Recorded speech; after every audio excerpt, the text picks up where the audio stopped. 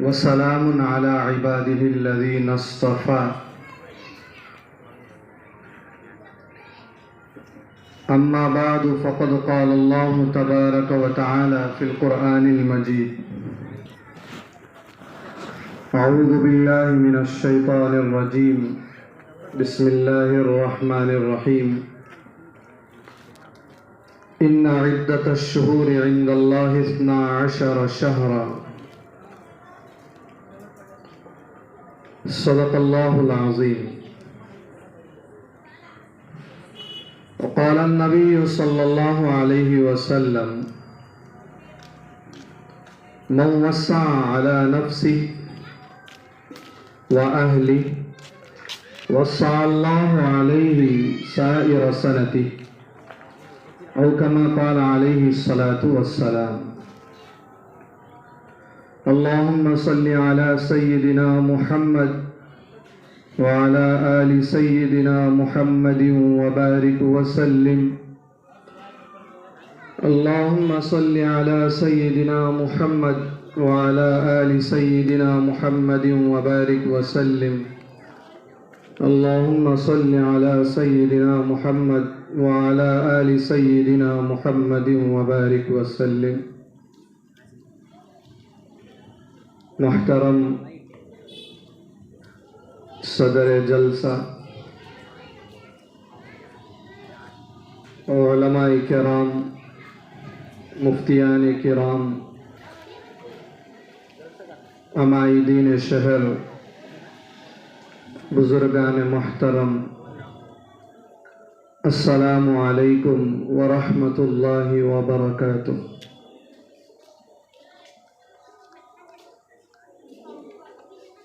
تمام تعریفیں اس اللہ کے لیے ہیں جس نے ہمیں بہترین زندگی عطا فرمایا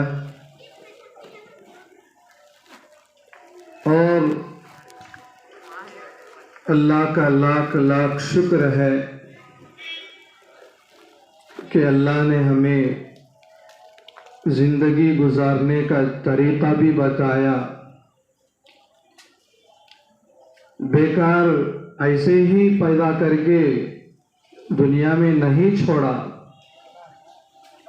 اللہ نے ہمیں پیدا کیا تو پیدا کرنے کا مقصد بتایا،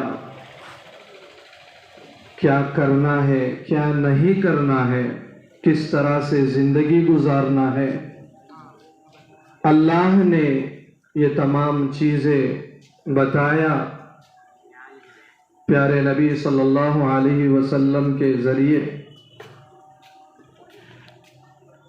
افحسبتم انما خلقناکم عبثا، اللہ پوچھتا ہے، سوال کرتا ہے کہ میں نے تمہیں کیا بیکار پیدا کیا؟ کیا سمجھتے ہو تم؟ کیا گمان ہے تمہارا؟ بیکار پیدا کیا میں نے تم کو؟ سوال کرتا ہے اور یاد دلاتا ہے کہ میں نے تمہیں پیدا کیا، تم کو میرے پاس لوٹ کر آنا ہے۔ کیا تمہیں لوٹ کر آنا نہیں ہے؟ وَأَنَّكُمْ إِلَيْنَا لَا تُرْجَعُونَ، کیا خیال ہے تمہارا؟ نہیں آتے تم میرے پاس، آنا ہے تم کو میرے پاس۔ اٹل فیصلہ ہے یہ اللہ کا، پیدا کرتا ہے وہ، موت دیتا ہے وہ، زندگی دیتا ہے وہ۔ بھائیوں، دوستوں، عزیزوں، تو اللہ نے پیدا کر کے ہم لوگوں کو ایسے ہی نہیں چھوڑا کہ زندگی گزارنے کا طریقہ بتایا کہ کس طرح سے زندگی گزاریں۔ لوگوں کو پیدا کیا، ہم سب کو پیدا کیا اور پیدا کر کے خاندانوں میں بانٹا، الگ الگ پہچان الگ الگ لوگوں کے ذریعے سے، الگ الگ لوگوں کی پہچان الگ الگ طریقے سے اللہ تعالیٰ دلاتا ہے دنیا میں۔ عجیب بات یہ ہے کہ ہم کو پتہ ہے کہ ہم اللہ کے پیدا کرنے سے پیدا ہوئے اور ہم کو پیدا کرنے والا اللہ ہے اور ہمیں اللہ کے پاس جانا ہے۔ اس بات کو سب تسلیم کرتے ہیں، کوئی اس کا انکار نہیں کرتا، کوئی بھی اس کا انکار نہیں کرتا، چاہے اس کا مذہب جو بھی ہو، چاہے عیسائی ہو، چاہے مسلم ہو، چاہے سکھ ہو، چاہے ہندو ہو، چاہے کوئی بھی ہو، وہ کسی نہ کسی چیز کا انکار کر سکتا ہے۔ وہ قرآن کا انکار کر سکتا ہے، خدا کا انکار کر سکتا ہے، اور کرتے ہیں، اور نہ جانے کن کن چیزوں کا وہ انکار کرتے ہیں۔ کہتے ہیں کہ مرنے کے بعد کوئی زندگی نہیں ہے، یہ بھی کہتے ہیں لوگ کہ قرآن اللہ کا کلام نہیں ہے، یہ بھی کہتے ہیں۔ لیکن آپ کو دنیا میں کوئی بھی انسان ایسا نہیں ملے گا کہ وہ موت کا انکار کرے، کوئی بھی اس کا انکار نہیں کرے گا۔